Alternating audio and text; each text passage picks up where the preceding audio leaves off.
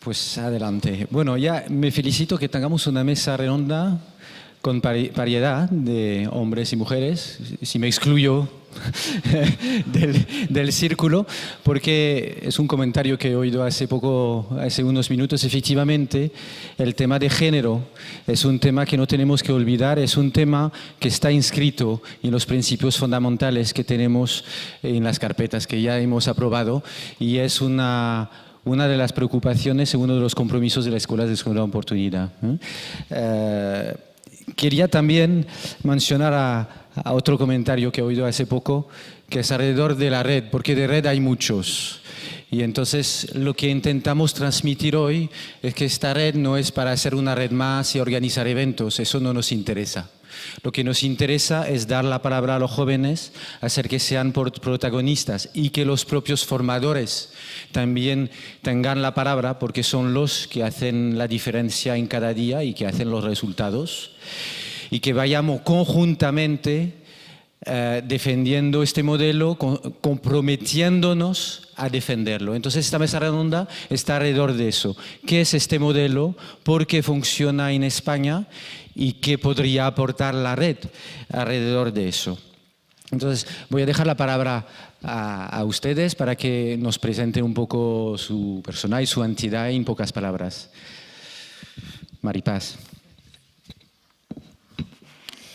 Bueno, yo me llamo Maripaz, que has dicho bien mi nombre, Zuluaga. Vengo de un centro de Fundación Axis, un centro que está cerquita de Bilbao, de un municipio, bueno, del municipio de la margen derecha, de Leioa, y somos un centro que actualmente está dando los cursos de FP básica.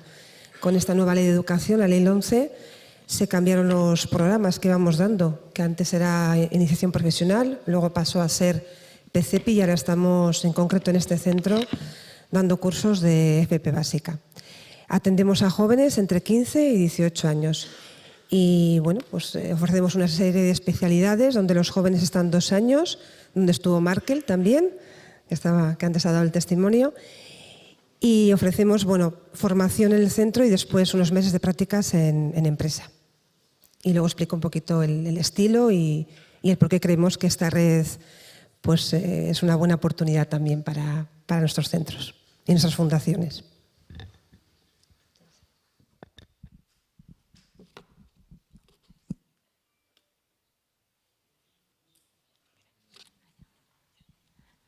Hola, buenos días. Yo vengo representando a la Escuela de Segunda Oportunidad del Ayuntamiento de Gijón. Me llamo Iriana Ortego y estoy en el equipo de gestión, coordinación, en calidad de integradora social. Nosotros desde la Escuela de Segunda Oportunidad del Ayuntamiento de Gijón, decir que es un recurso de inserción social, laboral y formativa. Tratamos de trabajar con jóvenes que están en la franja de edad 14-25 años y lo que se pretende un poco es que no abandonen los estudios o en caso de que lo hagan buscar alternativas para su formación y también su orientación laboral. Al margen de esto, se realizan talleres, más bien pues para el ocio o digamos para que se relacionen pues con su ciudad, que se relacionen con los recursos de la ciudad. Estamos trabajando en red también con todas las asociaciones de Gijón, incluso con servicios sociales, con los centros con salud mental, etcétera, todos los recursos formativos. Y, por supuesto, con los institutos de enseñanza obligatoria de secundaria. De esta manera se trata de crear un itinerario individualizado para cada chaval y ayudarle en la medida de nuestras posibilidades y en base a sus capacidades.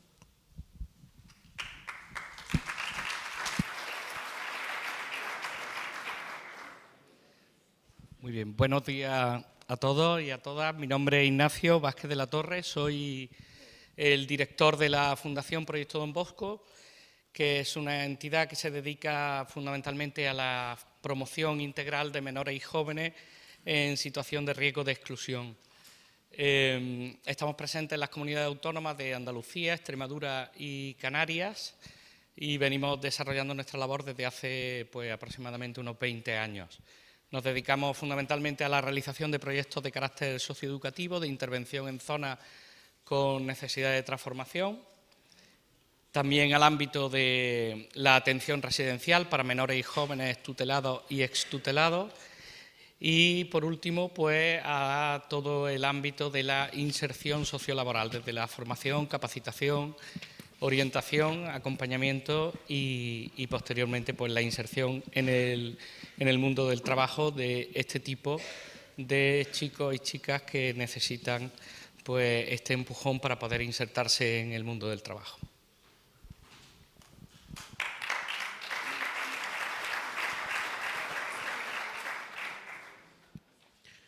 Soy Gilles Bertrand, soy el director de la Escuela de Segunda Oportunidad de Marsella, en Francia. Yo soy aquí como de ancestro, más o menos, porque la escuela fue la primera en Europa, fue el primer proyecto piloto. Después del libro blanco europeo que mencionó Roberto antes, porque todo eso empezó como un proceso europeo, un libro blanco sobre todo el tema de la formación a lo largo de la vida, pero empezando hablando de las personas que habían perdido las primeras oportunidades y que desde la edad de 18 o 20 se encontraban sin solución y en una situación de exclusión que es absurda en esta edad. Y lo menciono porque realmente en Francia es lo de empezar con un proyecto europeo que nos dio la legitimidad para empezar ese piloto en Marsella y para enfrentarnos con unas resistencias que en los años 90 eran muy fuertes, especialmente con la educación nacional francesa, porque el tema de los desenganchados, como se llamaban y siguen llamándose, era un tema casi tabú en este tiempo.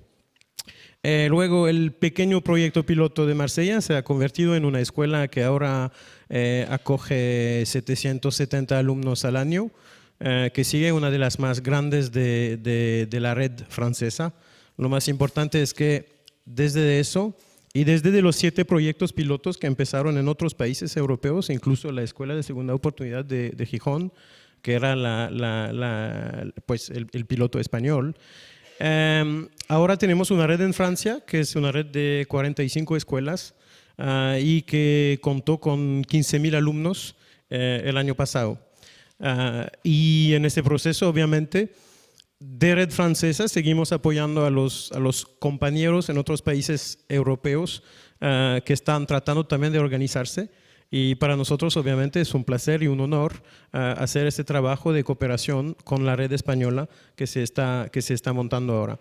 Y sin hablar más, obviamente también intentamos compartir la experiencia que hemos acumulado en esos casi 20 años de existencia con dispositivos en el Mediterráneo.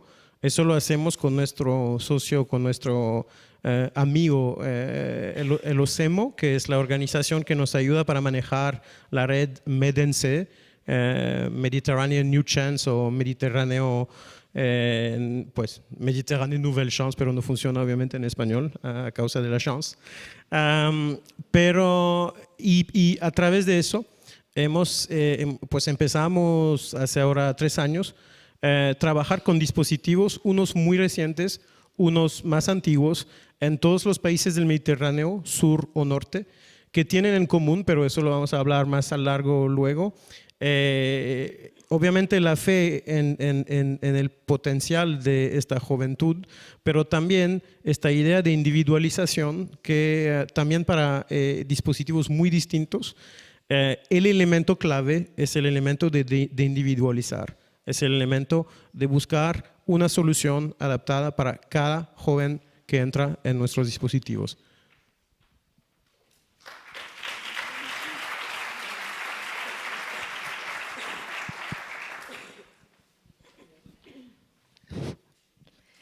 Buenos días, soy Begoña de la Fundación Llindar y como decía Asier antes, bueno, te desmiento, los que estamos ahora aquí no sabemos más de lo que nos han dicho ya los chicos y chicas.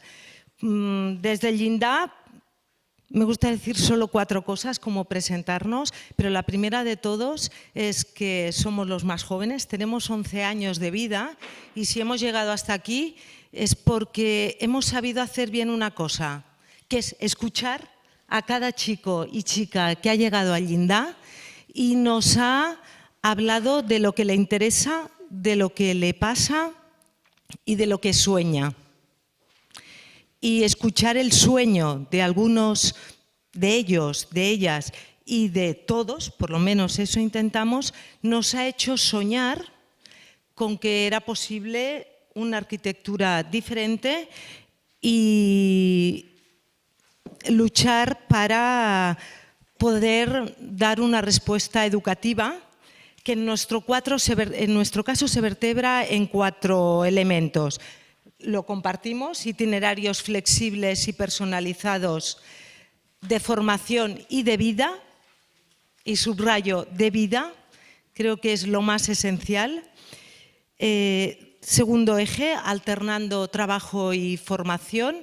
Sobre todo nos estamos especializando en 5 familias profesionales, la restauración, imagen y estética, mecánica del automóvil, carpintería y jardinería.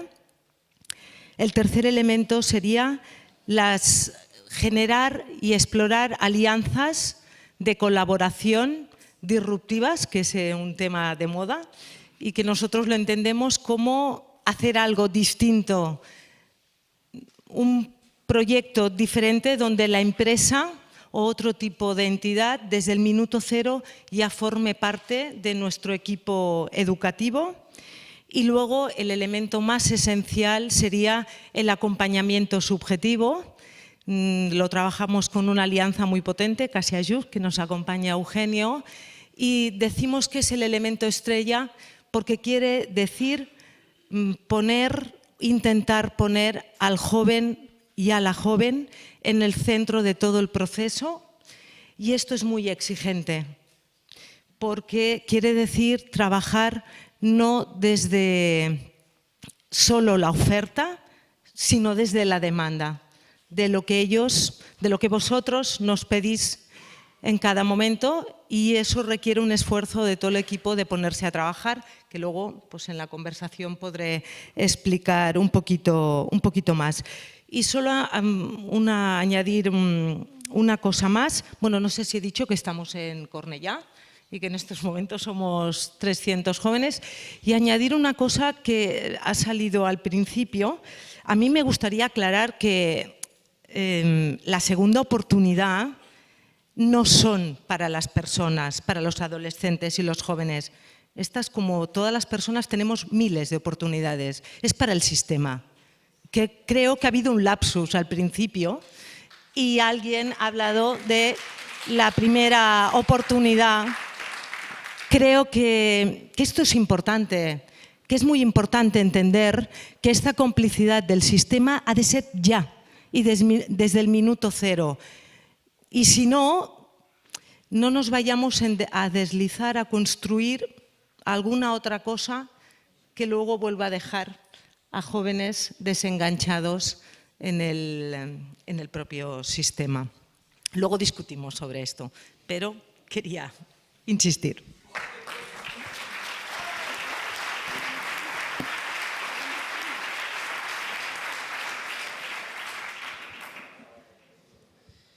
Yo soy Fernando Maruenda y soy el miembro más aburrido de esta mesa redonda. No vengo de ninguna entidad, aunque colaboro con algunas con distinta implicación. Trabajo en la universidad. A diferencia de Begoña, que es la más joven, yo me situaría un poco con el resto. Hace 20 años más o menos que un grupito pequeño de colegas de psicología social, psicología evolutiva, sociología y didáctica y organización escolar, que son nombres que recibe la Organización del Conocimiento en la Universidad Española, nos juntamos para empezar a compartir, cada uno desde nuestra disciplina, la preocupación y el interés que teníamos por ver cómo eran los tránsitos de personas entre la formación y el empleo cuando esas personas se encontraban con que esos tránsitos se veían interrumpidos o alterados respecto a lo que la sociedad considera como lo normal o lo establecido, ¿no? Y desde ese momento que nos acercamos a estudiar lo que entonces se llamaban programas de garantía social en la Comunidad Valenciana, bueno, pues hemos seguido trabajando a lo largo de este tiempo desde la Universidad de Valencia y en contacto también con profesoras de otras universidades que hemos ido encontrando que también comparten esa preocupación, ¿no? Desde la universidad pensar un poco qué es lo que la sociedad nos puede estar pidiendo a cada cual desde el terreno en el que nos movemos, ¿no? Y ahí pues hay profes de la Universidad de Murcia, de Oviedo, que me parece que andan hoy también por aquí, de Granada, del País Vasco, de Baleares. Es decir, hay desde esa administración pública que es la universidad, pues también gente buena que va haciendo cosas, ¿no? Y enterándose por ahí. Y yo creo que me detendría aquí. Pues gracias a todos. Ya que las presentaciones están hechas, pues entramos un poco en el fondo del debate. Y la primera pregunta que tendría sería, al final, ¿por qué necesitamos escuelas de segunda oportunidad? ¿Qué espacio esas escuelas pretenden ocupar ahora en el mundo educativo? ¿Quién quiere contestar en eso? ¿Begoña? Yo misma, sí. A ver, yo creo que no se trata de ocupar un lugar dentro de este sistema educativo, sino se trata de inventar un lugar para estos chicos y estas chicas que han tenido un recorrido muy complicado. Creo que es importante pensar que tenemos un sistema educativo que centrifuga un nivel elevadísimo de jóvenes año tras año que caen del sistema. Creo que es importante señalar que porque el sistema fracasa, ellos abandonan, que creo que este acento es importante, y creo que para abordar este fenómeno de desajuste entre lo que sería un buen proceso académico y lo que pasa en la realidad, explorar esta nueva manera de estar dentro del sistema podría ser interesante. Pero me gustaría hacer énfasis o poner de relevancia que hemos de inventar alguna cosa distinta, que, bebiendo de la experiencia de Marsella, pues nos puede ayudar. Y apuntar otra cosa, creo que es urgente el poder salir de la política fragmentada que intenta ofrecer soluciones, ayer lo comentábamos con algunos compañeros, ¿no? Desde cada ministerio, de cada departamento que ofrece soluciones, y esto es una lógica estanca que no permite una mirada integral para abordar el fenómeno del abandono escolar. Y salir, y ya la última cosa, creo que sería muy importante salir de esta lógica, creo que un poco perversa, de la convocatoria, la subvención para hacer frente a este fenómeno, porque el producto final de esta lógica son recorridos errantes de los jóvenes. Y lo que nos han contado antes justamente eran procesos largos. Y el largo tiene que ver ajustado a la lógica de cada persona. No vamos a discutir el año, 2 años, 3 años, sino ajustado al proceso personal. Lo dejo aquí. Sí, yo también por incorporar también alguna cosa, ¿no? Apuntando un poco lo que decía Begoña, que creo que es el punto clave, ¿no? Yo creo que las escuelas de segunda oportunidad realmente lo que pretende es ser un espacio, un itinerario, una propuesta, ¿no? En donde el joven pueda experimentar dos cosas, ¿no? Pueda experimentar el éxito, o que pueda haber éxito, y pueda experimentar el timón de su vida, puede experimentar que él puede gobernar, ¿no? Su vida y puede gobernar su futuro, ¿no? En ese sentido, ¿por qué es necesario la escuela de segunda oportunidad en España? Porque nosotros yo creo que queremos ocupar ese espacio de éxito para los jóvenes, ¿no? Fundamentalmente, para que ellos puedan tener esos espacios, ¿no? Y hilándolo un poco con lo que Begoña decía, posiblemente nuestras entidades y muchas otras entidades en España vienen ya desarrollando estos itinerarios de éxito desde hace mucho tiempo, ¿no? Pero de una manera, en algunos casos, muy artesanal, posiblemente, ¿no? Teniendo que llamar a tantas puertas que puedan centrar su intervención en un único chico, en una única chica a la que le pasan todas esas cosas, ¿no? Y porque no solo es un usuario de servicios sociales, o no solo es un usuario del sistema educativo, o no solo es un usuario del sistema de empleo, por ejemplo, ¿no? O de inserción laboral, sino que es una persona que necesita toda esa intervención. Yo creo que la escuela de segunda oportunidad pues da esa respuesta integral que conduce al éxito, que hace que el chico pues pueda ser el dueño de su futuro y que, bueno, pues lógicamente nosotros queremos poder ofrecer eso y ofrecerlo con coherencia y ofrecerlo, pues lógicamente, con la estabilidad que necesitan itinerarios de este tipo en nuestros destinatarios. Entonces, oigo, se habla mucho de itinerario, de trayectoria, de darnos el tiempo para seguir y tener continuidad con el joven y también del acompañamiento integral. Concretamente, en vuestras entidades, ¿cómo eso se aplica al cotidiano? ¿Y cuáles son los obstáculos que enfrentáis para desarrollar esta continuidad y este acompañamiento integral? ¿Quién quiere contestar a eso? Yo creo que... No puedo contestar así. ¿Sí? No toca nada. Yo creo que los que trabajamos, las entidades que trabajamos con estos jóvenes, también en Fundación Axis, ¿no? Que yo hablo solamente desde un centro, pero bueno, Fundación Axis tiene muchos proyectos de jóvenes en distintas comunidades autónomas. Creo que lo que nos une, no solamente a los centros de Fundación Axis, sino también a las entidades que estamos en esta red, es que ponemos a la persona en el centro de nuestro proyecto, ¿no? Y que eso a veces, yo no sé si hablaría tanto, ¿no?, de fracaso del sistema educativo, que de cierta manera sí. Lo que ocurre a veces en el sistema educativo reglado, que tiene una serie de objetivos, que tiene una serie de, ¿no?, lugares a los que llegar, en unos plazos determinados.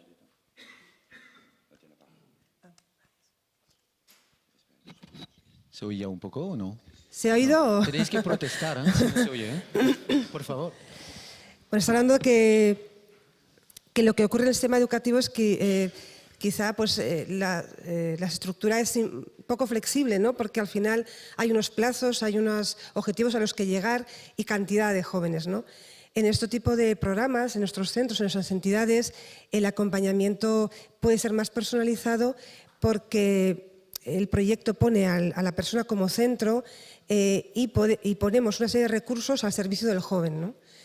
Como es la tutoría personal, un acompañamiento muy personalizado por parte del equipo, la puesta en marcha de un equipo multidisciplinar, es decir, hay psicólogos, hay sociólogos, hay pedagogos, ¿no? Es decir, podemos ofrecer un servicio más flexible que lo que es el sistema educativo reglado tal y como lo conocemos, ¿no? Y por eso hay que pelear, ¿no?, por poder armar un equipo de profesionales que trabajen acompañando a cada joven, ¿no?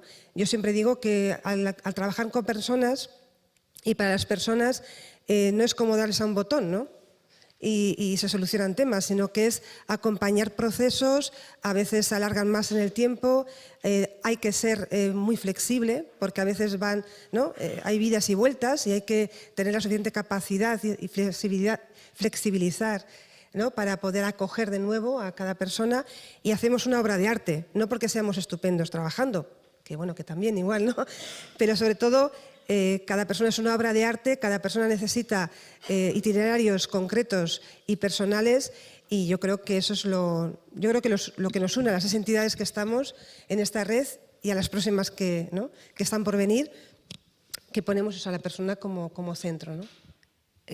Guillón, ¿puedo decir una cosa? Es que me ha parecido muy interesante cuál es el principal obstáculo. Justamente yo creo que el obstáculo lo trae uno mismo sobre todo.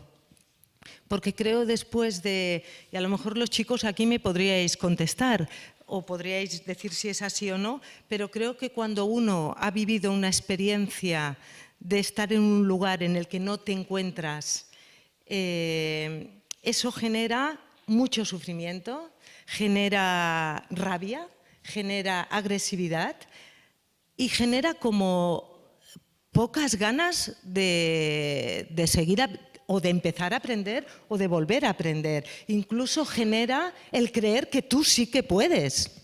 Es que durante 10 años, 3, 15, no sé cuántos, has estado en un sitio en el que no has acabado de encajar. Y creo que ese es uno de los principales, por no decir, a mi parecer, el principal obstáculo. El que uno se pueda hacer la pregunta, ¿qué me pasa a mí? Y empezar a consentir al aprendizaje. Y luego, todo lo que los equipos ponemos al servicio está genial, ¿no? Pero creo que este obstáculo es importante tenerlo en cuenta. No sé si lo compartís los demás.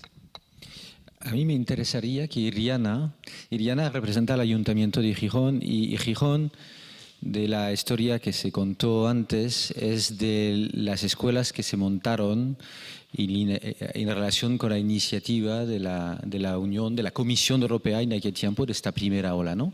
Entonces, efectivamente, en esta mesa redonda, ¿cuál es la perspectiva, la visión desde un ayuntamiento, desde una administración pública, de esta problemática de trayectoria, de sobrepasar los obstáculos de cada uno, de personalización? ¿Cómo lo vivéis al día a día? Bueno, efectivamente, es verdad que el sistema educativo a veces parece que los chavales tienen dificultades en la educación reglada. Es por eso que antes comentaba que desde la Escuela de Segunda Oportunidad, claro, hay un enfoque individualizado. Dependiendo del caso de cada chaval, se le orienta para que tome un itinerario u otro. Es verdad que sí que tratamos de que los chavales se mantengan en la educación reglada, de que se mantengan en su instituto, y si no es posible, bueno, pues hay pruebas libres, se les apoya, se les da clases para que se saquen, por ejemplo, el acceso al grado medio para hacer un FP en grado medio, pueden apuntarse a la educación de adultos, todo ello para que puedan continuar, sí, en la educación reglada en la medida de lo posible. Se trata un poco en un primer paso de prevenir el fracaso escolar o el abandono escolar. En un segundo momento sería pues tratar de que obtengan la titulación necesaria para continuar estudiando después. Pues, por ejemplo, simplemente para hacer a veces determinados cursos del paro necesitan tener una base. Y bueno, en un siguiente paso ya sería orientarles a nivel formativo, qué cursos pueden hacer, si quieren hacer un módulo de grado medio, un FP de grado medio. Incluso pues, pueden entrar en diferentes programas de orientación para el empleo que pueda ofrecer el ayuntamiento o el INEM. En fin, un poco es un sistema individualizado para ver por dónde podemos meter a cada chaval, pero sí que es verdad que se trata de que continúen, de prevenir un poco el abandono escolar. ¿Vale? Entonces, para esto sí que es verdad que estamos siempre muy coordinados con los orientadores de todos los institutos de Gijón, o incluso, bueno, con servicios sociales, como decía antes, con salud mental y con cualquier otro tipo de asociaciones donde estos chicos estén participando. Hay una red muy fuerte y nos coordinamos entre todos, pero especialmente con los institutos para ver un poco la evolución de estos chicos y trabajar en conjunto, que yo creo que es muy importante. Nosotros estamos en esa línea, empezamos por ahí. Después, ya te digo, cada chico pues, se observa también lo que quiere hacer, lo que se puede hacer con él, qué posibilidades tiene y se le orienta. Bueno, gracias. Me gustaría... A ver, ¿alguien quiere intervenir? A ver, Fernando. Como me he traído mis papeles.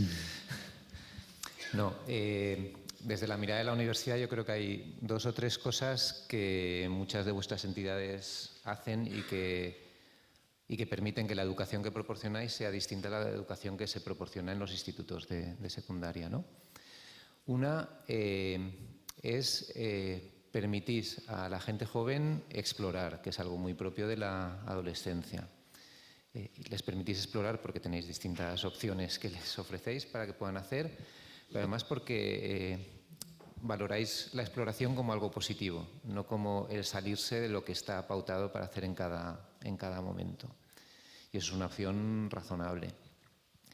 Luego creo que también, a diferencia de gran parte de la enseñanza que se hace en el sistema educativo, procuráis una educación no competitiva. Y por eso los plazos os dan más o menos lo mismo. Lo que cuenta es que la gente siga recorriendo el camino, que llegue en la medida de lo posible, pero como decía Abdeltadif antes, ¿no? Dadme mi tiempo, a mi ritmo. Ahora tengo 28 años, cuando tenga 30 igual habré acabado educación social y habré llegado, ¿no? Y sin embargo la escuela marca más, este es el momento de hacer esto ahora y toca, ¿no?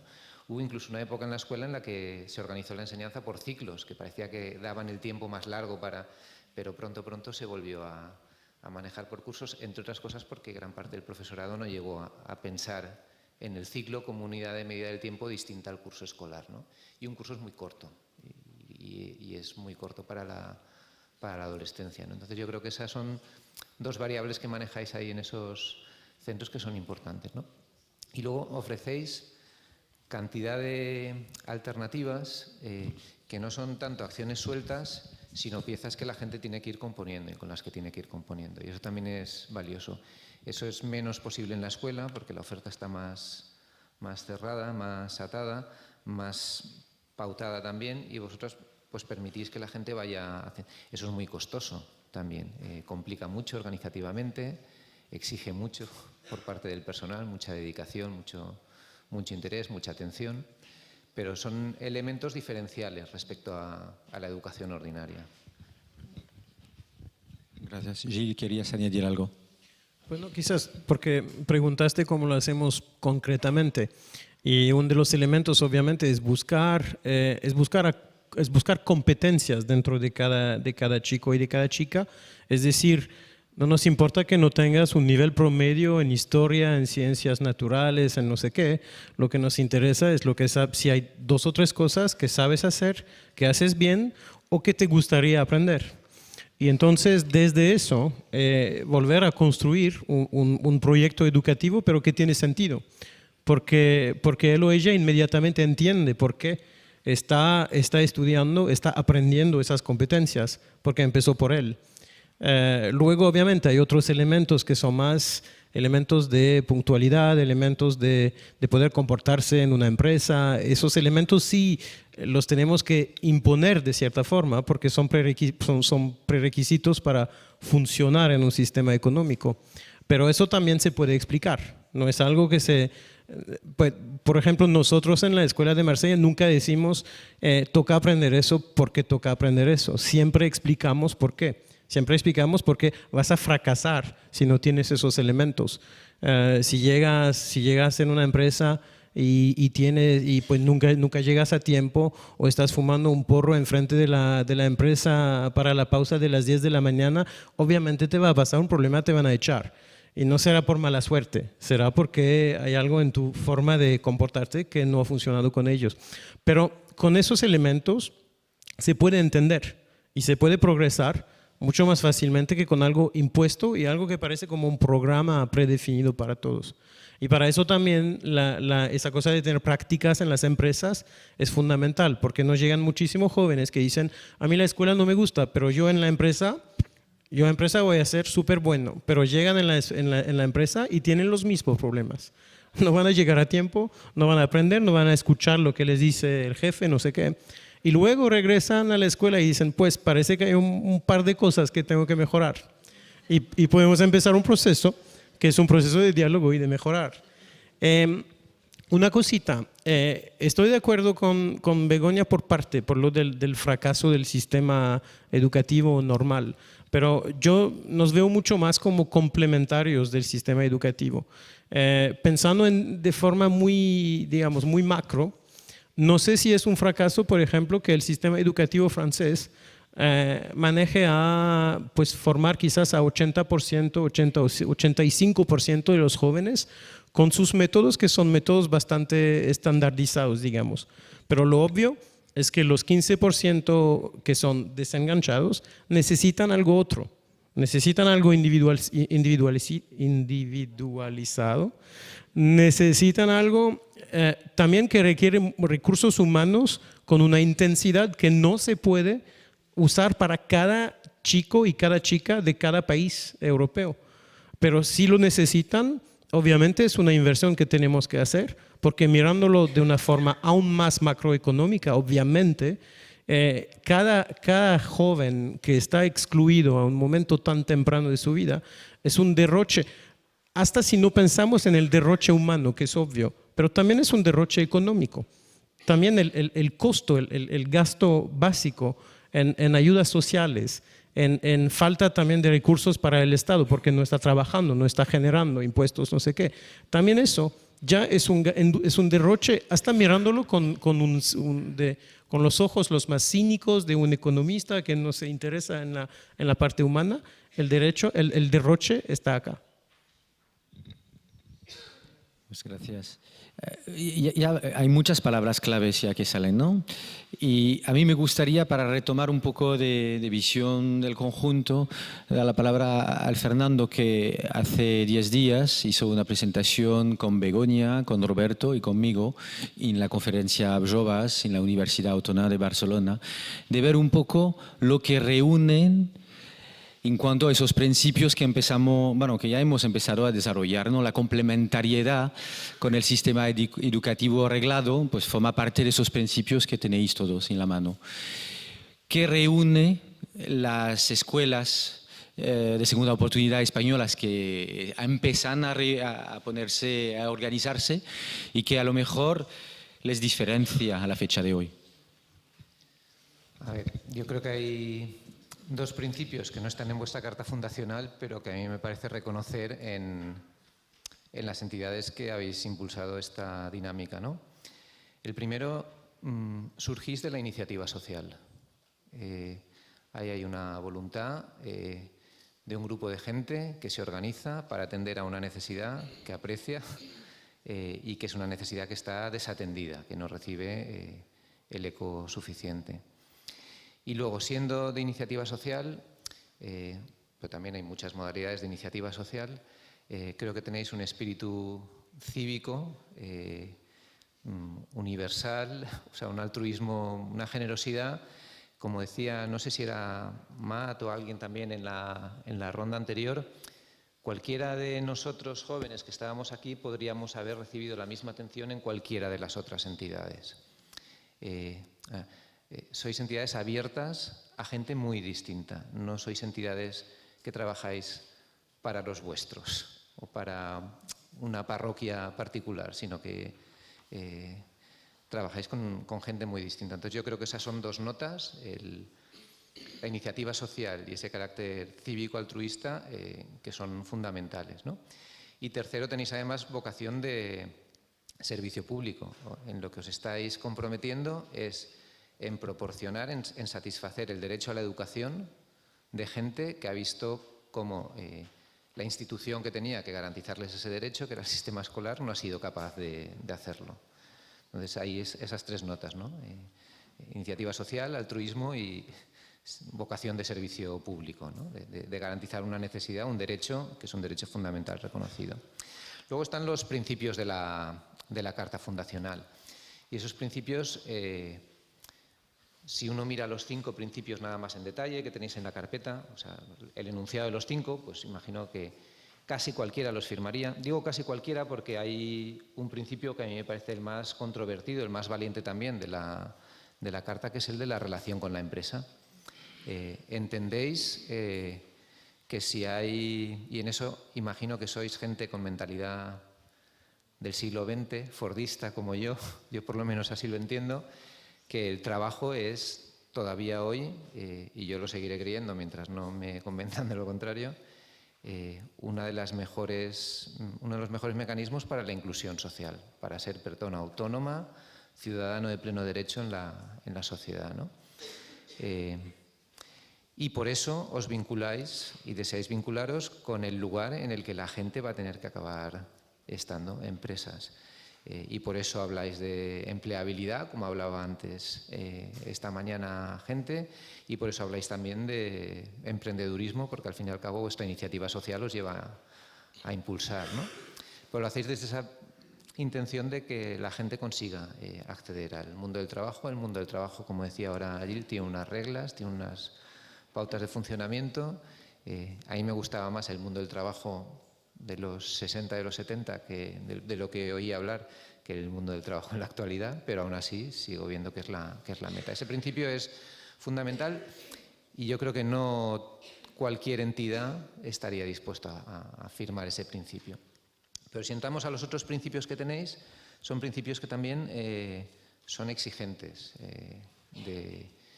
En la forma de plantear, por ejemplo, que pretendéis trabajar para el desarrollo de competencias profesionales y competencias sociales.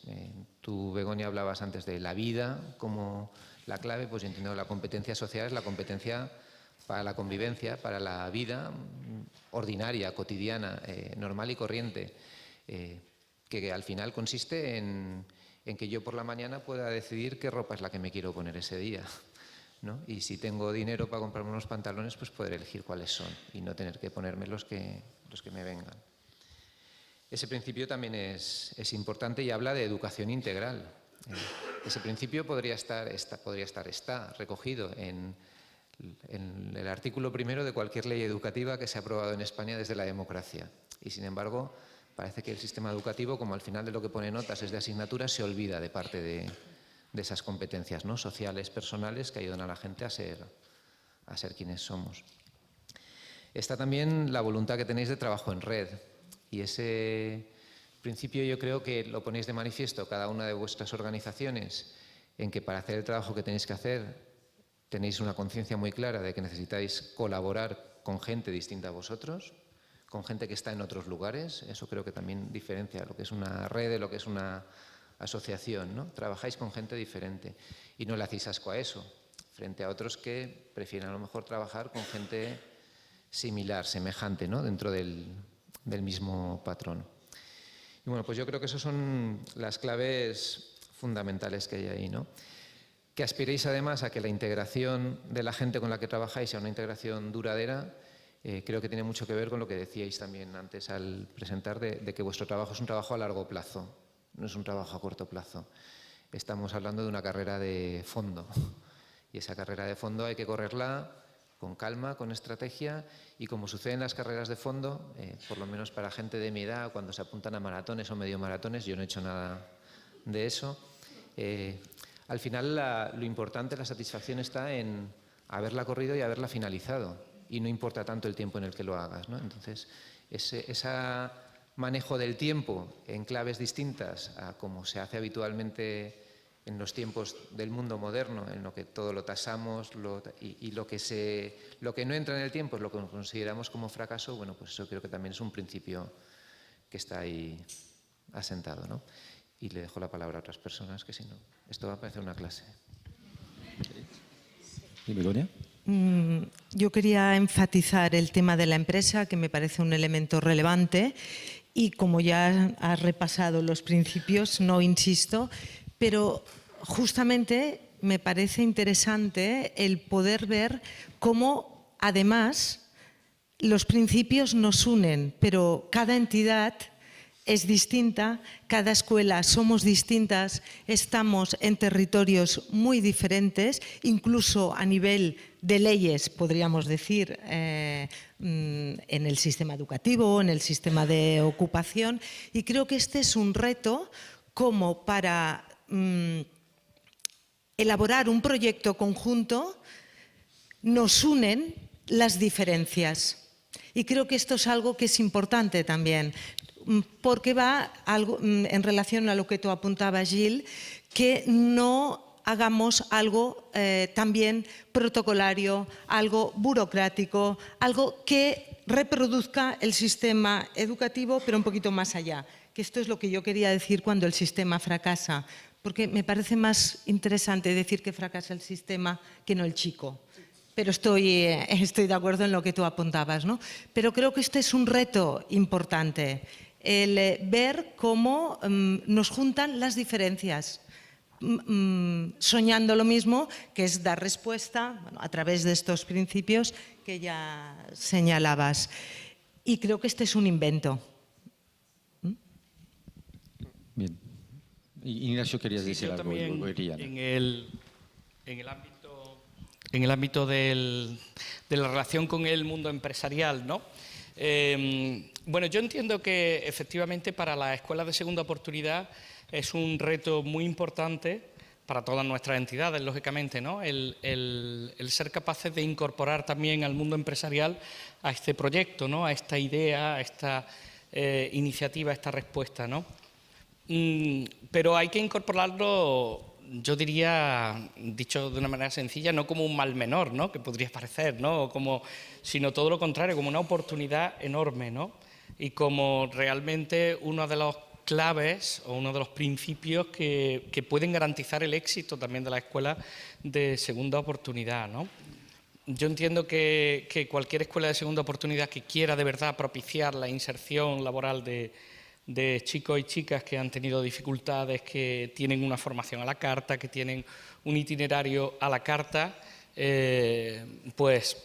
supone un gran bien también para su futuro y para su éxito el que nosotros seamos capaces, por ejemplo, de abrir nuestras propias maneras de programar, de diseñar nuestras acciones formativas o nuestras propuestas precisamente con el mundo empresarial, ¿no?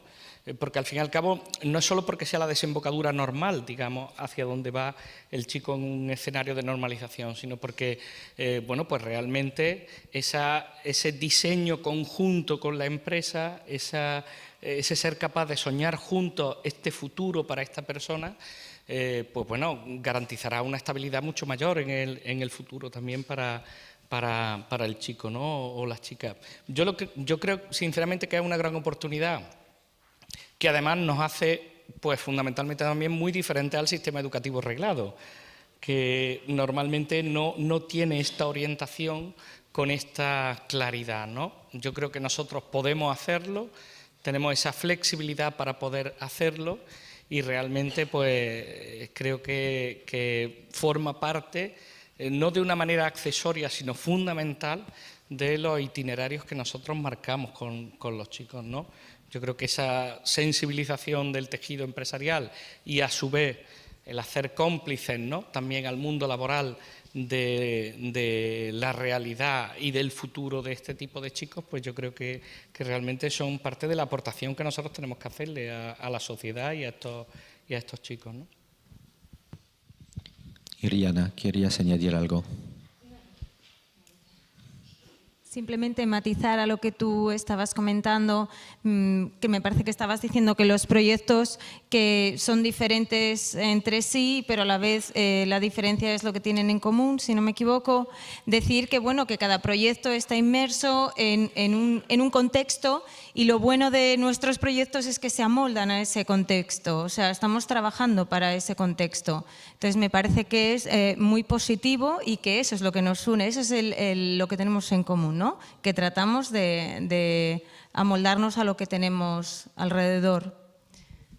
Y luego, con respecto a algo que comentaste tú antes sobre Guillés, te llamas, perdona.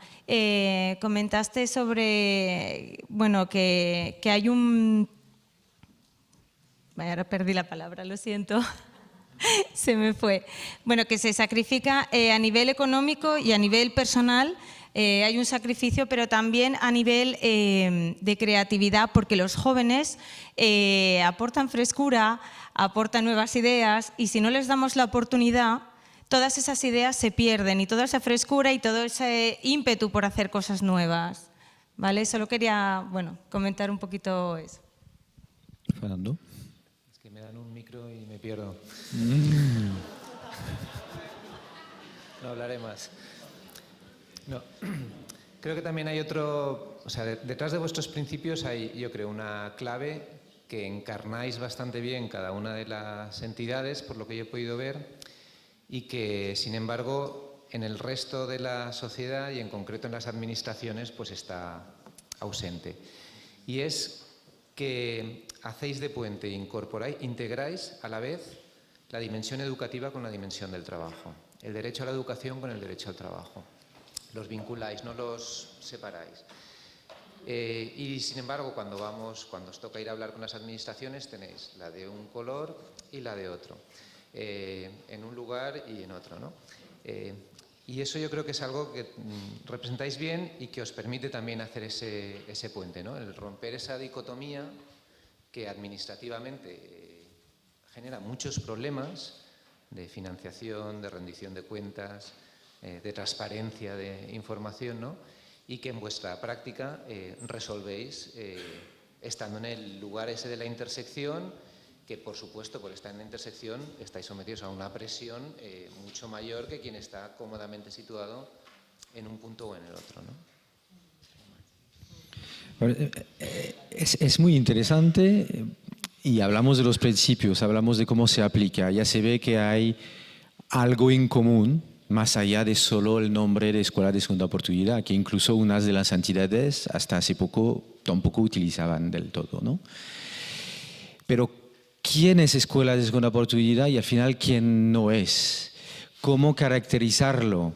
Y es un poco el reto que mencionaba Begoña, de ver cómo podemos, con el respecto de la historia, de la especificidad del territorio, con la identidad de cada escuela, definir de manera a la vez exigente y suficientemente inclusiva esos principios. Y aquí la asociación trabaja en algún llamado proceso de acreditación. Y este proceso que Roberto en la apertura decía que se ha acabado muy tarde y que ya ahora está disponible en la web. ¿Por qué es tan importante y cómo se manifiesta este reto? Maripaz. Bueno, cuando nos juntamos en Barcelona, ya en noviembre creo que fue, ¿no?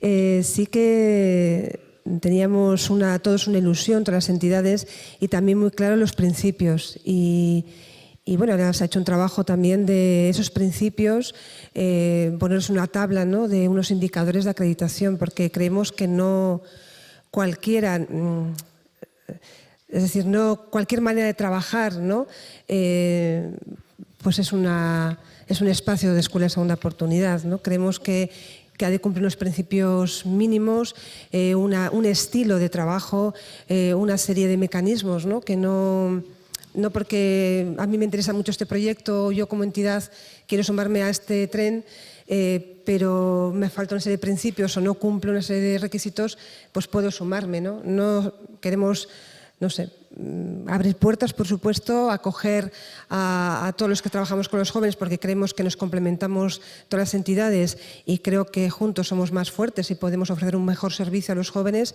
pero también no cualquier manera de trabajar sirve, como no cualquier empresa sirve también, ¿no?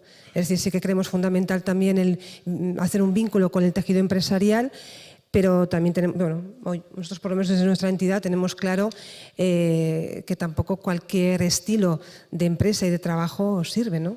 Creemos que tiene que haber es una calidad de inserción tanto social como laboral, porque si no estamos repitiendo espacios de fracaso y de desmotivación que no queremos que se repitan, ¿no? No sé, de alguna manera eso es fundamental, ¿no? El trabajar de una determinada forma. Este proceso define la forma que se tendría que trabajar. Sí. Y cómo gestionamos la complejidad de ese proceso de acreditación, cómo se construye un tipo de convergencia entre los varios modelos de las escuelas. ¿Quién quiere añadir sobre el proceso de acreditación? ¿Begoña? A ver, no sé si añadir más o insistir en un elemento que a mí me parece relevante, porque yo creo que todas las entidades, algunas de las que estáis aquí y muchas otras que no han venido, sí que me parece que todos, los que trabajamos con estos chicos en un sector o en otro, sí que hay la buena voluntad de hacer las cosas bien. Pero me parece que la buena voluntad no es suficiente para realmente ofrecer unos recorridos de formación, de calidad, certificados, etcétera, etcétera, que ya hemos señalado antes, ¿no? Entonces, en este proceso, primero yo creo que hay una decisión y es si alguien quiere realmente ser escuela de segunda oportunidad, porque no es cualquier decisión. Yo creo que tú ahora ponías de relevancia algo que has visto en común y es el interés, el esfuerzo, lo exigente que es realmente estar en este barco, ¿no? Y tener este sueño. Entonces, para mí esta decisión es muy importante y no ahora sería como equipararnos a pasar la ISO, porque la ISO te permite presentarte algunas convocatorias, ¿no? O sea, creo que es algo mucho más serio y que primero tiene que haber la vocación y cumplir con esos requisitos que están en la página web, no los vamos a repetir, veremos el proceso, pero luego señalaría otro elemento que nos conviene pensar y es, lo anunciaba un poquito al principio, y esto es dedicado a la administración, es pensar que lo que hasta ahora funcionaba, que era una lógica de programas cortos, finalistas, donde primaba la inserción inmediata, el éxito solo se mide por el rendimiento, es salir de toda esta lógica. Si realmente nos creemos que ponemos a la persona en el centro, es que nos convoca a pensarlo de otra manera. Yo incluso lo pensaría de otra manera, no solo buscando soluciones, sino haciéndonos preguntas para ver cómo podemos acompañar este proceso.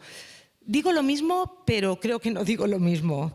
Quiero decir que cuando ayer discutíamos en homologar espacios, en certificar, yo creo que dignificar la formación para estos jóvenes que se han desenganchado del sistema educativo porque el sistema los ha centrifugado, creo que requiere mucha exigencia. Y esta exigencia es también conceptual. No vayamos a hacer más de lo mismo, pero que le llamemos de otra manera, porque creo que nos hacemos un flaco favor, por supuesto a los jóvenes, pero también al sistema educativo. O sea, que conceptualmente creo que también es importante diseñar, por ejemplo, qué queremos decir cuando decimos un itinerario largo, qué queremos decir cuando hablamos de continuidad, qué queremos decir cuando acompañamos transiciones, qué queremos decir, etcétera, etcétera, etcétera. La decisión nuestra es muy importante, si queremos o no queremos ser escuela de segunda oportunidad. Me gustaría, ya que hemos hablado de este proceso de acreditación que está en sus primeros pasos, en España, con la buena voluntad que no basta, con las palabras claves que han salido de exigencia, de reconocimiento, de credibilidad que viene alrededor de este trabajo y de esta iniciativa de las propias escuelas. Me gustaría que hablemos un poco de lo que pasó en Francia, porque en Francia se montó una red hace un poco más de 10 años, que yo sepa es el único país europeo donde tuvo esta dinámica nacional. ¿Cómo ha pasado eso del proceso de acreditación, que en Francia se llama labelización? ¿Qué es el resultado después de 10 años? ¿Qué podemos desde España aprender? Ya que nosotros tenemos un modelo distinto, una historia distinta, pero sí que tenemos valores en común, ¿qué podemos aprender de la dinámica de la red francesa? Un primer elemento antes de hablar de esa parte de labelización es que cuando empezó el proyecto piloto en Marsella, Nosotros empezamos con una idea de la exigencia necesaria, que era, vamos a buscar lo mejor para esos chicos. Vamos a ir para personal pedagógico, formadores, docentes que tienen un alto nivel. Vamos a ir para programas informáticos para ayudarles a adquirir las competencias las más bajas. Vamos a construir, eso fue la idea de la ciudad de Marsella, una escuela que es casi como un mini campus de universidad americana. No vamos a construir algo que sea como muy modesto, no discreto, no sé, porque la idea era precisamente esos chicos merecen tanta atención como los otros. Y no se puede, siempre hay en el sistema, o digamos, en la forma natural, burocrática, digamos, de pensar, la idea que por qué tienen, por ejemplo, niveles más bajos, por qué tienen... Los esfuerzos que hay que hacer no son tan grandes. Nosotros hemos tomado la posición opuesta. Hemos buscado lo mejor y lo más exigente para ellos. Y yo pienso que ese elemento de exigencia es fundamental y no puedo apoyar más lo que acaba de decir Begoña. La idea tiene que ser esta, porque realmente sí es una cuestión de decir que merecen tanta y quizás más atención y más medios que los otros. También para la razón que tú dijiste, y tienes razón, cuando salen de esta falta de confianza en sí mismo, cuando salen de esta situación de bloqueo donde están, empiezan muy rápidamente, se desarrollan con una velocidad, con un talento, con una capacidad que es más alta hasta que los que han tenido un proceso más normal. Viniendo a la red francesa, la labelización fue una de las razones mayores por qué decidimos construir una red de escuelas de segunda oportunidad. El problema era que había escuelas de segunda oportunidad o unas que se proclamaban escuelas de segunda oportunidad por todos lados en Francia, y necesitábamos algo de orden y algo de exigencia de calidad. Y por eso empezamos ese proceso de labelización que ahora acabamos de reforzarlo aún más, y el nuevo proceso de labelización, que es bastante exigente, es un proceso donde cada 2 años tenemos un audit completo de la escuela, hecho por una auditoría independiente, que es la AFNOR, que es la Asociación Francesa de las Normas, con una Comisión Nacional de Labelización, que es de los momentos los menos placenteros y los más aburridos que tenemos, pero que en mi función de vicepresidente de la red tengo que atender. Y también lo importante en esa comisión nacional es que es una comisión nacional donde nosotros de red somos la minoría. Tenemos empresas, tenemos el Estado, la educación nacional, tenemos unos otros socios, pero la idea es que son ellos que aconsejan lo que hay que hacer, si hay que dar o no el label, cómo tenemos que reaccionar. Y nos quedamos con una posibilidad de consejo de administración de la red, una posibilidad obviamente de decidir a contra de lo que nos han recomendado, pero no es algo que hacemos, es algo que nunca hemos hecho y parecería algo raro hacerlo. Entonces, esta idea realmente es decir, tenemos un nivel de control de calidad que es tan alto como cualquier empresa privada que quiere tener las normas ISO o ese tipo de cosas, porque es la forma de demostrar que la inversión de fondos públicos en nuestros dispositivos va para los chicos y las chicas, va para métodos de calidad y no va para otras cosas. Lo que ayudó muchísimo, y lo que probablemente será algo distinto en España, es obviamente el papel del Estado francés. Integramos la red en 2004. En 2007 nos reconoció el Estado francés como un dispositivo educativo, de forma asociativa y lo que quieran, pero como un dispositivo que forma parte de una forma un poco rara, un poco distinta de los otros, del sistema. Y entonces hubo una determinación muy fuerte del Estado francés que ahora financia sistemáticamente hasta 1/3 del funcionamiento de cada escuela de segunda oportunidad en cualquier parte del territorio francés. Eso obviamente es una consecuencia de la repartición de los poderes entre el Estado, las regiones, que no es lo mismo en España, pero obviamente esa presión del Estado ha ayudado mucho y hasta obviamente el Estado en cambio de este apoyo muy fuerte nos ha pedido reforzar el nivel de calidad y de control. Porque obviamente es una final. La red en total cuesta 75 millones de euros al año, entonces son como 20 o 25 pagados por el Estado francés. Y es normal que el Estado francés pida un nivel de calidad para esos 20 millones de euros.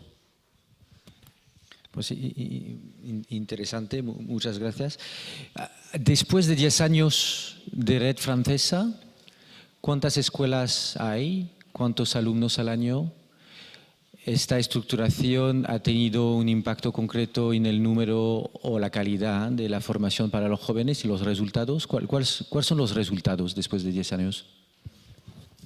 El resultado fue que después del reconocimiento del Estado en 2007 hubo un momento cuando la red creció de las 8 escuelas originales o fundadoras a casi 20 o 30 y ahora llegamos a 45 en casi todas las regiones de Francia.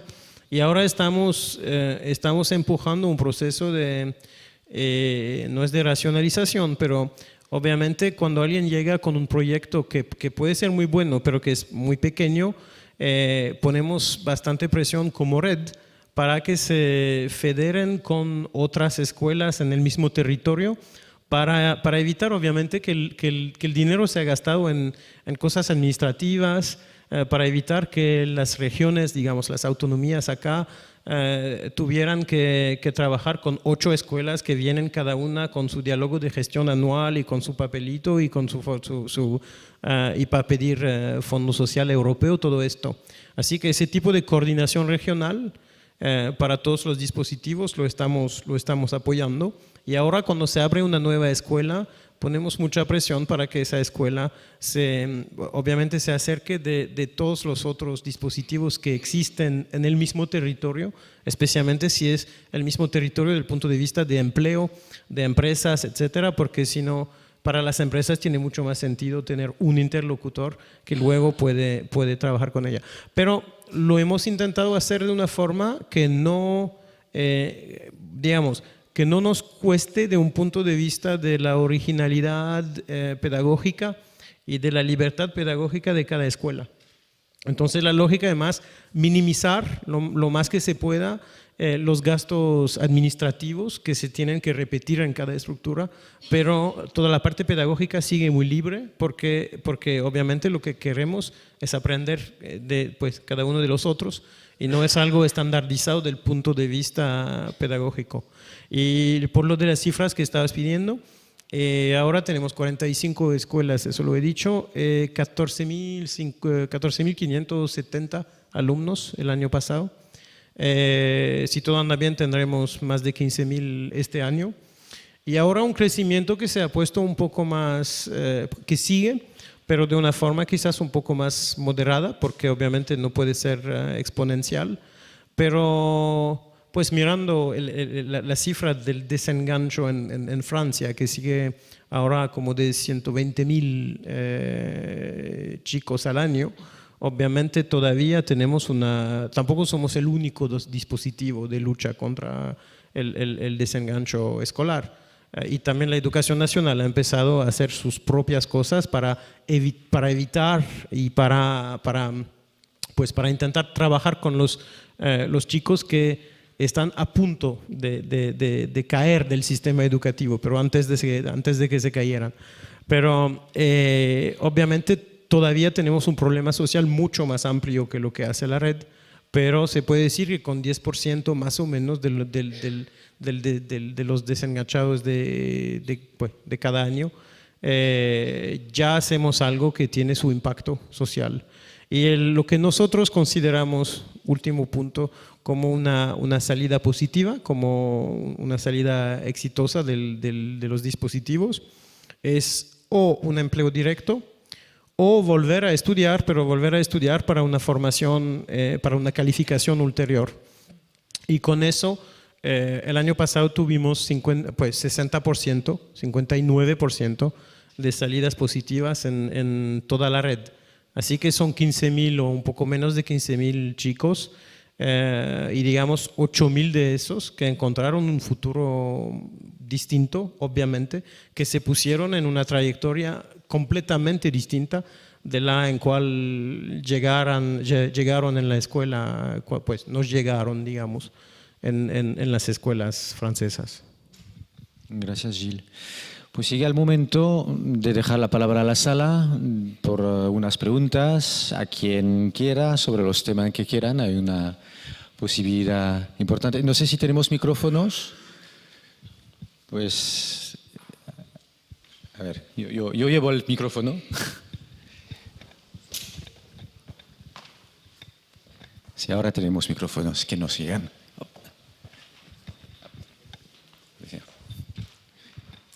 Está llegando. Buenos días. Muchas gracias por vuestras aportaciones. Yo tengo una duda que también es una preocupación. Es cómo afrontan las escuelas de segunda oportunidad la falta de oportunidades que hay en España en cuanto a empleo juvenil.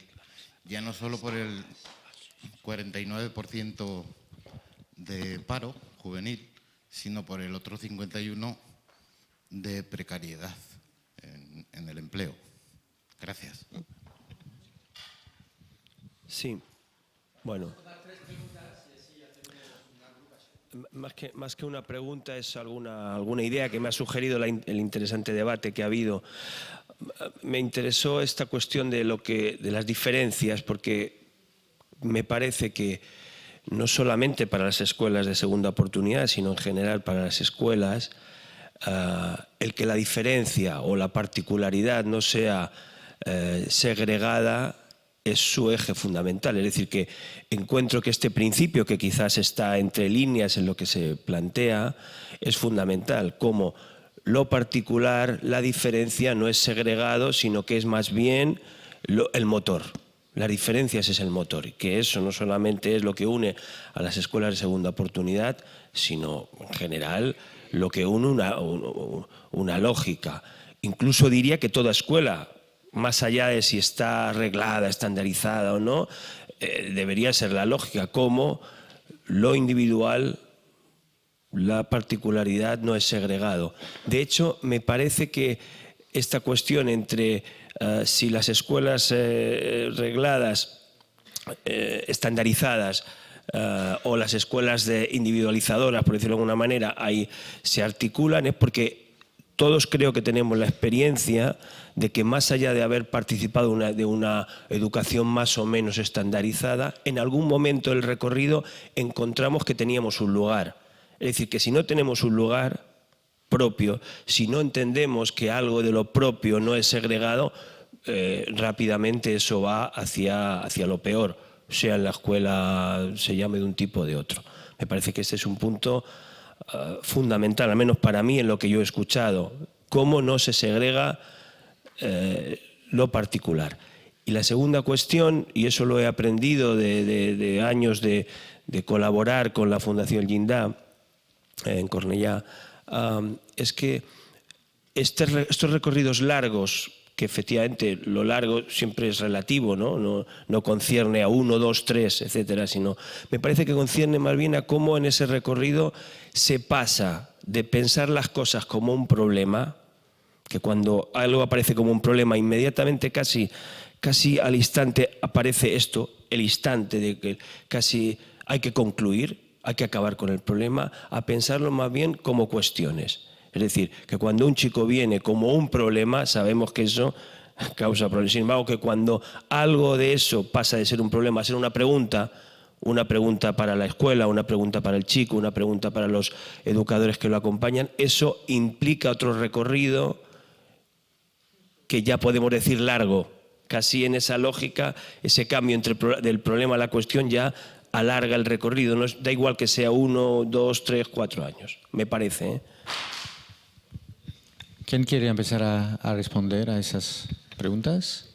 Bueno, yo Sobre la primera pregunta, ¿no? Lógicamente yo no te voy a dar una respuesta porque, claro, lo que has planteado sobre cómo solucionar la cuestión del desempleo juvenil, ¿no? O cómo afrontar desde la escuela de segunda oportunidad este tema, bueno, pues entiendo que nadie puede tener una respuesta definitiva, ¿no? En ese sentido en el que te lo decía, ¿no? Sí es verdad que yo creo que hay dos cosas que a nosotros creo que nos funcionan y que son dos fortalezas que son importantes, ¿no? Una es la individualización del proceso, ¿no? Nosotros tenemos la gran suerte de que no somos una fábrica de generar empleos, ¿no? O una agencia que se dedique exclusivamente a canalizar ofertas para que, bueno, pues se vayan ocupando, por así decirlo, en una cadena de montaje, ¿no? Sino que todos los procesos de las escuelas de segunda oportunidad pues son procesos, en cierta manera, muy artesanales, ¿no? Con cada una de las personas, con cada una de sus capacidades, potencialidades, ¿no? Esto permite, lógicamente, esa individualización pues permite un mayor ajuste o una mayor posibilidad de encontrar el sitio, ¿no? El lugar, el puesto de trabajo para la persona, ¿no? La segunda, característica o fortaleza yo creo que puede tener una escuela de segunda oportunidad, y es algo difícil muchas veces de conseguir, es la flexibilidad. Nosotros decimos que todas nuestras escuelas son flexibles, creo que deben serlo y lógicamente entiendo que lo son en su mayoría, pero eso exige también una mentalidad concreta de la entidad, exige una mentalidad concreta de nuestros educadores, de nuestros prospectores, de las personas que están trabajando, para que no nos aferremos a especialidades, a itinerarios concretos, a lo que siempre hemos hecho, a lo que sabemos hacer, ¿no? Sobre todo, por ejemplo, en itinerarios de carácter profesionalizante. Si nosotros pensamos que nuestras escuelas de segunda oportunidad pueden ser exclusivamente centros de formación profesional estandarizadas o con especialidades que no cambiarán jamás, pues realmente yo entiendo que será difícil que pongamos en primer lugar a chicos y chicas que ya de hecho no están en el primer lugar en una selección o en una entrevista de trabajo o en un proceso de selección. Yo entiendo que con esas dos fortalezas, la individualización del proceso y la flexibilidad de nuestra oferta, al menos, sin que sea una respuesta definitiva, ¿no? Ni pretende serlo, ¿no? Pero al menos sí creo que son dos fortalezas que permiten que las escuelas tengan pues porcentajes de éxito o de inserción laboral pues que no son tampoco nada despreciables, ¿no? Sino que teniendo en cuenta el colectivo y la historia de muchos de los chicos, pues realmente podemos sentir que estamos haciendo una aportación, ¿no? a este mundo. No, sobre el tema de las empresas, dos elementos concretos que tenemos, no en todas, pero en varias escuelas de la segunda oportunidad en Francia. Especialmente en las grandes, lo que hemos constituido son equipos encargados de asuntos de empresas que solamente trabajan sobre la parte de encontrar las prácticas que corresponden con el joven, pero también encontrar los jóvenes que corresponden con las empresas, porque conocemos bastante bien, por ejemplo en Marsella tengo un equipo de 10 encargados de empresa que son solamente los coaches para el proyecto profesional de nuestros alumnos, pero también son los que conocen bastante el mercado, conocen lo que necesita esta empresa y van a ayudar a encontrar, digamos, a hacer el matchmaking que hace falta y que además es una forma de ofrecer a los alumnos una red que no tienen, una red personal de contactos económicos que no tienen y que es la de la escuela. Y obviamente eso nos ayuda muchísimo en dos formas. La primera es que empleo hay y también hay empleo escondido, hay empleo que nunca va a llegar a Pôle emploi, a la agencia del desempleo francés.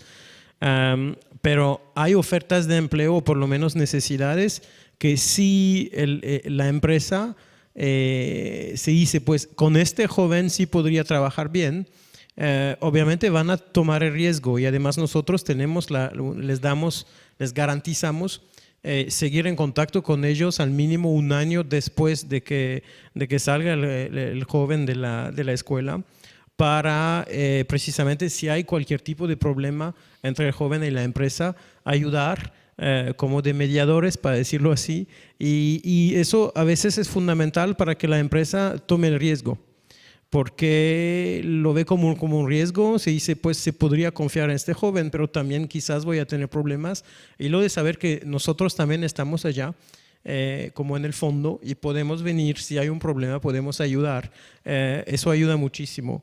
Y la segunda cosa es que conociendo el mercado, podemos también ayudar a nuestros alumnos para desarrollar las competencias que pueden hacer la diferencia. Les doy un ejemplo. Marsella se está poniendo, pero es algo bastante reciente, en una ciudad más turística.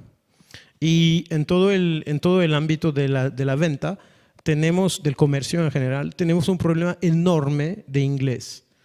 Ahora estamos empezando un cursus venta para los alumnos que tienen un proyecto en la venta, y lo que vamos a intentar obviamente es darles ese nivel mínimo de inglés que les va a ayudar, que les va a dar algo de bonus, algo de un plus un más que va a ayudar para encontrar un empleo y para tener en su hoja de vida algo más que alguien otro. Entonces, conociendo el mercado, también podemos organizar la carrera en la escuela de forma tal que les damos una ventaja competitiva, para decirlo así, en el mercado, o por lo menos que corregimos la falta o la desventaja competitiva con cual nos han llegado. Sí, rápidamente yo quisiera añadir dos cuestiones, siguiendo con el tema de la empresa. Primero, nosotros exploramos generar la propia autoocupación, pero bueno, este sería otro tema. Pero a mí me parece importante el poder salir también de esta rapidez inmediata de conseguir trabajo. Es una muy buena salida el poder continuar formándose. Yo creo que ahora Amadou no está aquí, me parece que ha salido, pero Amadou ayer me decía, si estás aquí, Amadou, yo me quiero formar, pero el trabajo que he conseguido no lo puedo dejar. Mientras, tiene que ver con la precariedad que creo que apuntabas, ¿no?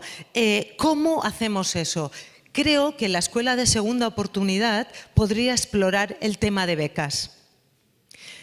Es muy difícil poderse formar para mejorar, ir un poquito más allá, si no tenemos la posibilidad de tener un techo y de tener una comida. Entonces, es algo que también tenemos que inventar. En la escuela en Marsella es algo que también tenéis ya, bueno, el tema de becas lo tienen avanzado. Y aquí todas estas cuestiones son como un cargo, un cargo además, una penalización, si no cumples con los niveles de inserción no te dan el siguiente. Entonces, creo que lo interesante es mirarlo desde esta visión de carrera profesional, ¿no? O sea, alguien que está trabajando en la cocina con un contrato de aprendiz que quiero formarme pero para esto necesito un poco de ayuda. Creo que es algo que también tenemos que explorar.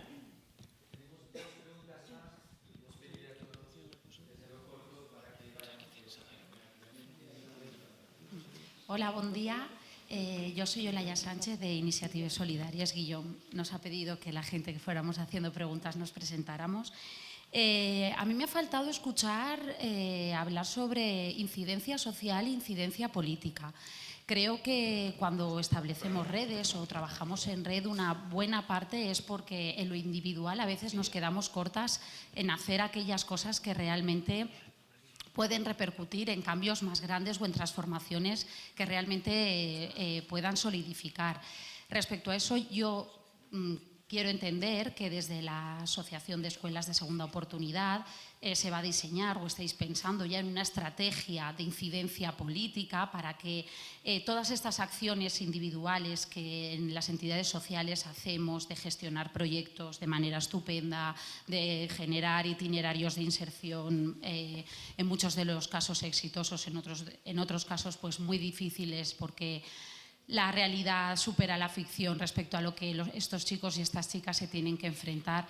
Pero creo que es muy importante que dentro de una estructura de red y que además pretende abarcar el Estado español, poder hablar o poder escuchar sobre incidencia social, que es lo que realmente puede hacer cambiar la mirada que tiene la ciudadanía hacia los chicos y las chicas, que también se les mire con otras gafas, que se les ponga en otro lugar, no desde donde nosotras también les nombramos, la exclusión y estas cosas que, como el lenguaje construye, pues también en ese cambio de nuestro lenguaje, cambiar también la mirada de la sociedad hacia las personas empobrecidas. Y luego, muy importante, la incidencia política. ¿Cuál es la estrategia que se plantea para que esta articulación de futuro, de transformación social y política nos dé un lugar? Yo entiendo que el ejemplo francés puede llegar a ser un buen ejemplo. Es verdad que nuestras políticas están muy degradadas y hay que hacer una transformación importante, pero creo que la estrategia también va a dar, ¿no?, esa salida y esa oportunidad a los chicos y a las chicas y a las entidades sociales que les estamos acompañando y apoyando. Gracias. Sí. Bueno, mi pregunta es muy práctica, es para Gilles. Has comentado que 1/3 de la financiación viene del gobierno francés y quería saber los otros 2/3 de dónde provienen.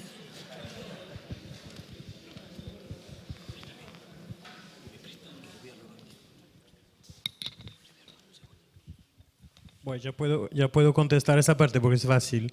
Lo normal, o digamos lo promedio, lo mediano sería 1/3 del Estado y 1/3 de las regiones, entonces de las autonomías, y 1/3 usando los recursos del Fondo Social Europeo. Eso sería la forma como la mayoría de las escuelas se financian. Luego tenemos excepciones, tenemos escuelas que tienen un nivel bastante alto de financiación de las empresas por la tasa de aprendizaje o por otros medios, porque tienen un vínculo histórico con una fundación de empresa. Y también tenemos financiaciones altas en ciertas escuelas de las ciudades. Y por ejemplo, en la escuela de Marsella tiene 1/3 de su financiamiento que viene de la ciudad de Marsella desde el principio, porque la ciudad de Marsella fue como el socio histórico de la escuela y lo ha desarrollado obviamente en un proyecto político suyo muy fuerte para los barrios norte de la ciudad, que son una zona de exclusión bastante larga y bastante complicada. Una de las más complicadas de Francia, digamos, pero también una donde hay oportunidades y donde hay muchísimos talentos. Para decir una palabra en relación a la última pregunta, la de la estrategia política, por supuesto que es uno de nuestros trabajos prioritarios, construir esta estrategia política. De entrada, como somos autonomías diferentes, en cada autonomía ya hay una estrategia. Te puedo decir que, por ejemplo, en Cataluña estamos directamente trabajando con el Departamento de Educación, la Consejería de Educación, para intentar hacer proyecto piloto que se pueda testar, validar, etcétera, para un poco poder asegurar esta estabilidad financiera. Por eso al inicio el tema era salir de esta lógica de políticas fragmentadas, de subvención, etcétera, etcétera, ¿no? Y esto es interesante porque estamos en el momento desde las diferentes estrategias, ¿no?, a ver cómo construimos la conjunta para poder ir al Ministerio, ir a Europa, ir a organismos referentes que puedan incidir y luego ocupar el lugar social para poder explicar el por qué es relevante este modelo pedagógico y este modelo de trabajo con estos adolescentes. E incluso yo diría que parte de la estrategia es hacer pensar al sistema educativo para que algunas cosas puedan cambiar, ¿no? ¿Por qué no? Ya es el momento, y creo que nos los hemos merecido todos, de tomar el café. Quiero pedir disculpas a todas las personas que tenían todavía preguntas y que no han podido preguntar ahora. Hay otro momento de interfase y de preguntas con la sala después de la próxima mesa redonda y habrá muchos momentos alrededor del café que los ponentes de aquí ya tenemos posibilidad. Muchas gracias a todos.